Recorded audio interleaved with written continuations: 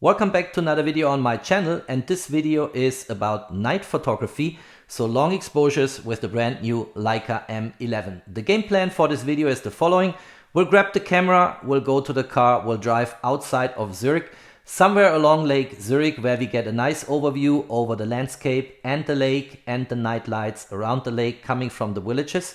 We'll take night exposures, means long exposures. We'll look at them into post and we'll see what this camera is capable of when it comes to long exposures and night photography. And now let's get started.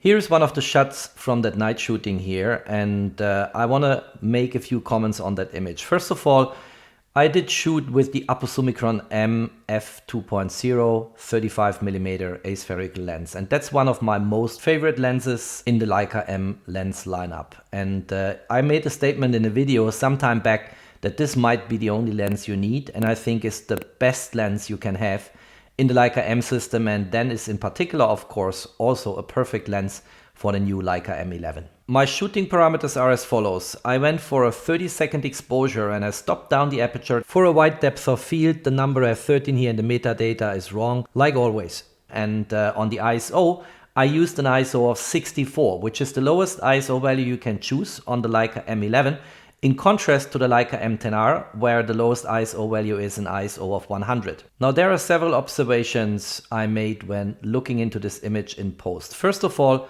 it's a very nice image. I like it a lot. And you have this residual light at the horizon here. You have all the nice lights from the villages around the lake. And most importantly, at an ISO of 64, there is hardly any noise. So if I zoom here or crop in here to 100%, and look at the sky, this is super clean. It just looks very, very good, and is actually, in terms of noise behavior, the best I've ever seen on a Leica camera.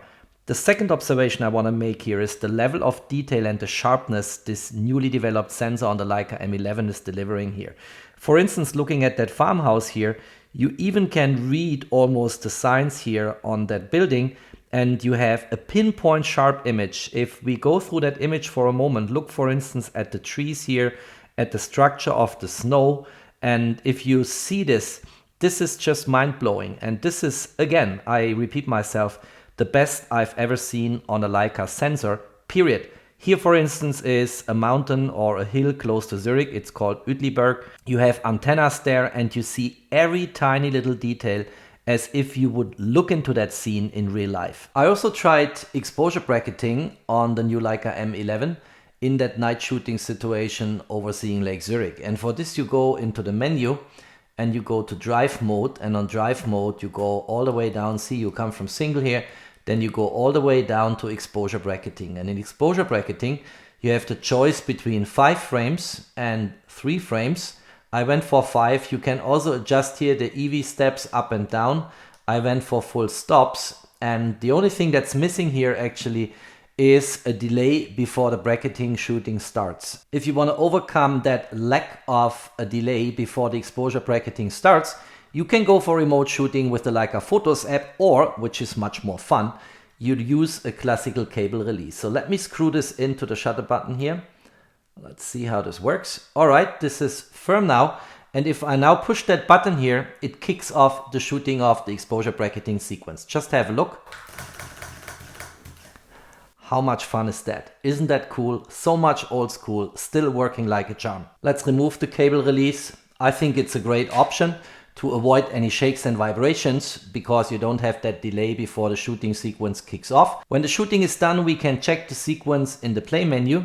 So if I go to play here, I have overexposed, this is 1/4 of a second, then 1/8 seconds, also a bit overexposed. Then this is the setting where I started, 1/15 seconds, and then I get two underexposed frames. One is 1/30 seconds, and the other one, since I went for full stops in the menu, is 1/60 seconds. And then you can stack them together in Lightroom, and that actually worked very well for my night shooting, which I'm going to show you now. So here's a sequence of 5 shots which I took with exposure bracketing, and if we look into them for a moment, let's take this one first here. So this is 5-second exposure, reasonably stopped down with an ISO of 100, and then with the same ISO and aperture it's 10 seconds, so it's one full stop longer. Then we go up to 20 seconds, then we go up, and that's the automatic exposure bracketing in the camera, to 36 seconds. Calculatory it should be exactly 40, but 36 is fine. And then we get strongly overexposed at 75 seconds. Here's the final HDR image coming from stacking 5 different frames as shown before, with about one full stop longer exposure time in consecutive ways. And I should have said that before, but I also cropped the image I showed before and this one into a 16:9 format because I didn't want to have too much snow in the foreground here. And it's actually a very nice image. If you look at that, the coloring is very nice. And let's also, like we did on the image before, go a little bit into details here. In order to better illustrate the effect of stacking 5 images with different exposure times into one HDR image, I have here on the right hand side the image I showed before, which is a very nice image. And then I think on the left hand side you see the meaning of the acronym HDR, means high dynamic range. And what you see here, lots of more information is recovered out of the shadows here on the left hand side than what you have on the right hand side, of course. And that is the typical effect you get from HDR photography, and I think is a very nice image too. And first of all, cropping in, let's go to 100% here. So let's look into the sky first.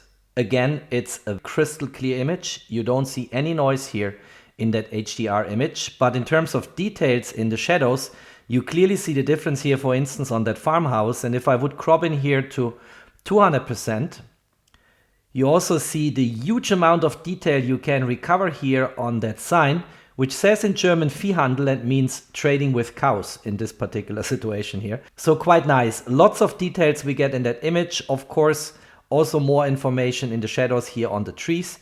Quite nice. If you go to this hill or mountain here close to Zurich, Uetliberg, you see lots of details. I think this is an absolutely fantastic image quality we get out of this new Leica M11.